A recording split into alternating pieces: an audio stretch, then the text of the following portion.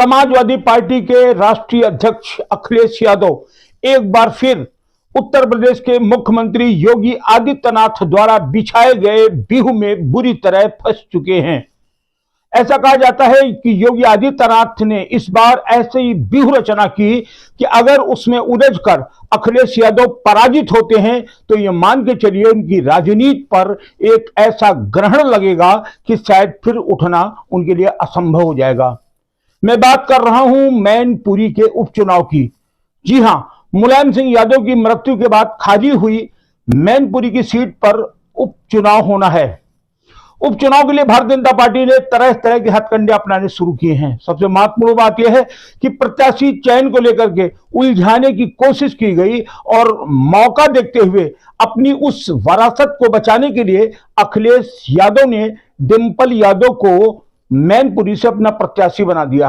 बस भारतीय जनता पार्टी जो चाहती थी अखिलेश ने वैसा ही कर दिया और भारतीय जनता पार्टी जो कैंडिडेट लेकर के आई है परिणाम यह है। और मैनपुरी का चुनाव इस समय यह कह रहा है कि जरा सी चूक अखिलेश की राजनीति पर ग्रहण बन जाएगा, क्योंकि सूचना मिली है कि मैनपुरी का चुनाव डिंपल यादव हार रही हैं। जी हां, एक बार फिर सुनिए कि मैनपुरी का चुनाव डिंपल यादव हार रही हैं और वो कैसे हार रही हैं और कैसे भारतीय जनता पार्टी ने उनके अपने चक्रव्यूह में उनको फंसाया। देखिए ये पूरी रिपोर्ट।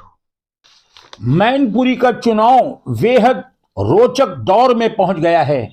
चाचा शिवपाल यादव अपनी बहू को चुनाव जिताने के लिए एड़ी चोटी का जोर लगाए हैं।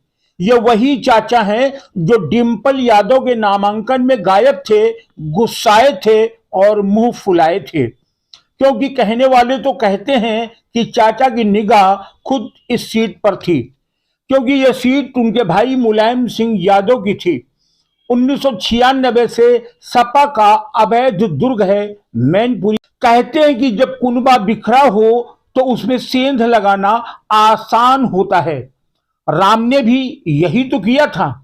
उधर पूरी भाजपा और योगी आदित्यनाथ अचानक अर्पणा यादव से मिलने लगे थे। अर्पणा यादव भी भारतीय जनता पार्टी के धुरंधर नेताओं से मुलाकात कर रही थी। चर्चा आम हुई कि भाजपा मैनपुरी से अर्पणा यादव को उतारेगी। सपाई खुशी से गुप्पा हो गए, सीट हलवा लगने लगी। मगर यह नहीं मालूम था कि उनके सामने योगी आदित्यनाथ हैं जो कड़े फैसले और जबरदस्त कूटनीति के माहिर हैं। ये सब अर्पणा पे दिमाग लगाए रहे। गाजे बाजे के साथ डिंपल यादव का नामांकन करा दिया गया। गुस्साए चाचा आए ही नहीं, बेटा भी नहीं आया। सपा को लगा हम चुनाव जीत गए, मगर योगी की कूटनीति बाकी थी। अर्पणा का नाम गायब और अचानक घोषणा हुई इटावा के 2 बार के सांसद मुलायम सिंह के खास और चाचा शिवपाल यादव के खासम खास रघुराज सिंह साकी की। लोगों के हाथों तोते उड़ गए। चाचा मंद मंद मुस्काए। गोस्वामी तुलसीदास ने लिखा है, धीरज धर्म मित्र और नारी आपत्काल परखिए चारी। भतीजे अखिलेश ने धर्म का पालन किया और तत्काल चाचा को बुलाया। नो एंट्री का बोर्ड हटा दिया गया और चाचा शिवपाल यादव को बुलाकर कहा गया, बहू आपकी है, चुनाव आपको जिताना है। चाचा मंद मंद मुस्काए और चाचा को स्टार प्रचारक बनाकर मैनपुरी भेज दिया गया। चाचा मैनपुरी आते समय भी मंद मंद मुस्काए। एक तरफ बहू है, दूसरी तरफ खासम खास उनकी पार्टी का उपाध्यक्ष रघुराज भैया हैं। राजनीति गोल गोल चाचा के इर्द गिर्द घूम रही है। चाचा को निसंदेह पिछले 5 साल भी याद आ रहे होंगे, जो उन्हें संघर्ष करते करते एरिया करनी पड़ी और कई बार अपनों द्वारा दिए गए विष को पचाया था। निसंदेह अपने पीठ और सीने को भी चाचा देख रहे होंगे, जहां उनके जख्म उनके अपनों ने दिए थे। कुल मिलाकर 1996 से मैनपुरी सीट समाजवादी पार्टी का अवैध दुर्ग रही है। यहां से स्वर्गीय मुलायम सिंह यादव सांसद थे, किंतु यहां के मतदाताओं से सीधा संबंध शिवपाल यादव का ही रहा है। यादव बिरादरी शिवपाल यादव से जुड़ी हुई है। कमोबेश 3 लाख साक्य मतदाता हैं।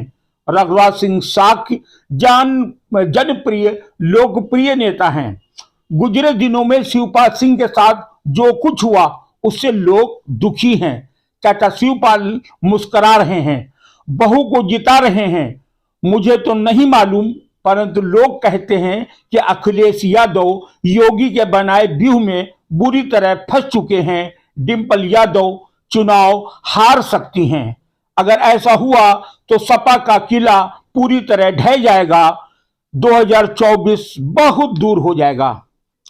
चुनाव परिणाम के बाद भी चाचा मुस्कुराएंगे, यही तो राजनीति है। कुल मिलाकर मैनपुरी का चुनाव बेहद रोचक दौर में है और कोई संदेह नहीं कि यहां डिंपल यादव को करारी शिकस्त का सामना करना पड़े और शाक्य चुनाव आसानी से जीत लें।